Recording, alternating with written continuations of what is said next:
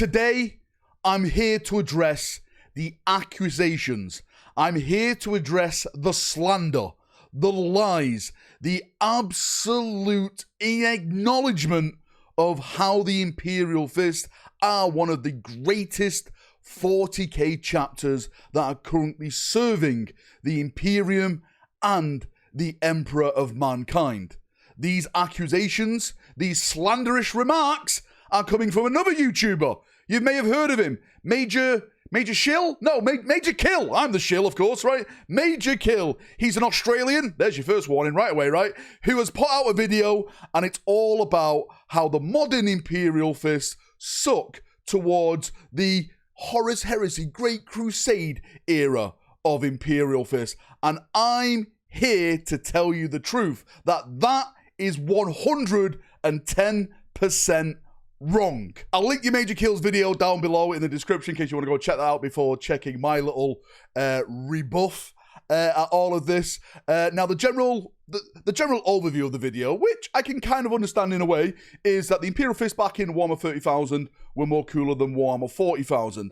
And that argument for me is kind of a lame duck argument, because every chapter, or should I say every legion back during Warhammer 30,000 was way more cooler than the chapters that are currently serving in Warhammer 40,000. They all had these heroic characters. They all had these heroic badass moments, because back then the Space Marines were bigger. They were better. They were doing more achievable missions, purging factions across the galaxy, which you don't really see at the 40k stage, because this is the height of the Imperium. This is when the Imperium was in its golden age. We were sending fleet after fleet into the stars to reconquer it in mankind's name. Now, there's a lot of battles that the Imperial Fists are currently fighting in. One of the latest ones which I want to talk about, which is literally holding the tide against the Xenos force, is the battle in the Segmenta Pacificus against the Tyranids. This is the biggest Tyranid invasion we've seen in many years. It's the 4th Tyrannic War,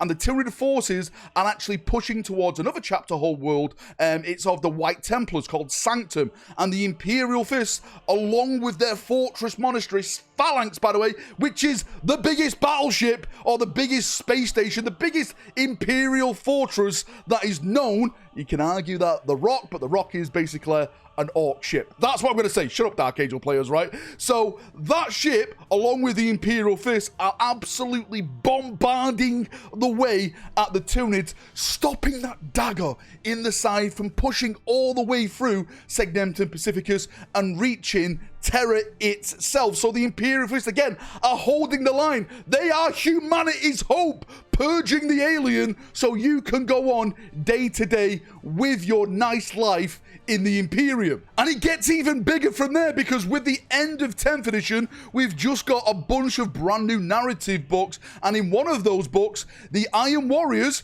this is Perturabo's plan, has launched a galaxy-wide siege. And only because of the Imperial Fist and the Sons of Dawn connected to it, the Black Templars are there as well. I will give the Black Templars their dues because they are doing amazing things. But Lysander has been leading this, fighting back against the Iron Warriors. If it wasn't for the Imperial Fist and Lysander fighting back against this, vital Mechanicus Forge Worlds would have been lost and given over to the Iron Warriors, which would have produced even more demonic engines and even more monstrous mechanical things to launch against the Imperium. We are literally holding back Perturabo out of the Eye of Terror at this moment in time. So the Imperial Fists are not only holding, right, the western flank as the Imperium, we're holding the northern flank as well. We're literally lifting the ceiling of the Imperium's roof up. Don't walk it, don't fall off like me. But the Imperial Fists are doing so much. We're so involved in the current 40k narratives. It's an amazing time to be an Imperial Fist. And stuff like flaws were brought up, and my argument against flaws is that flaws make what a chapter is. Flaws is what attract you to a chapter. No one wants to be a perfect ultimately, right? they're all boring. The Imperial Fist flaws, like not be able to spit acid and stuff, I like that. That makes me different. Like, we suffer from other things as well, like we're excessive stubborn, right? We have difficulty adapting quickly.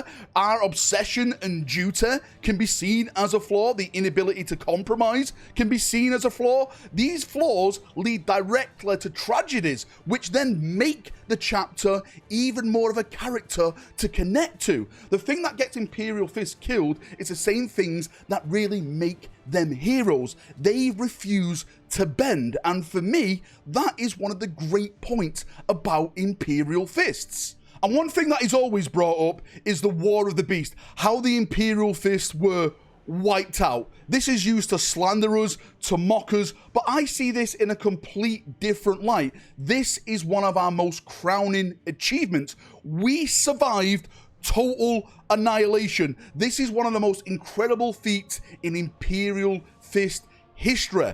During that War of the Beast, the Imperial Fists were virtually wiped out, yet through the Last War Protocol, the successor chapters united and rebuilt the chapter itself. Most other chapters would vanish. They would never return, but the Imperial Fists came back. This perfectly encapsulates their character. They do not stay dead. We keep coming back again and again and again in the Emperor's name. And there's one more thing about the Imperial Fist that I really want to talk about, and I think this is one of the big ones, is that in the current setting where there's no hope, the Imperial Fists represent hope.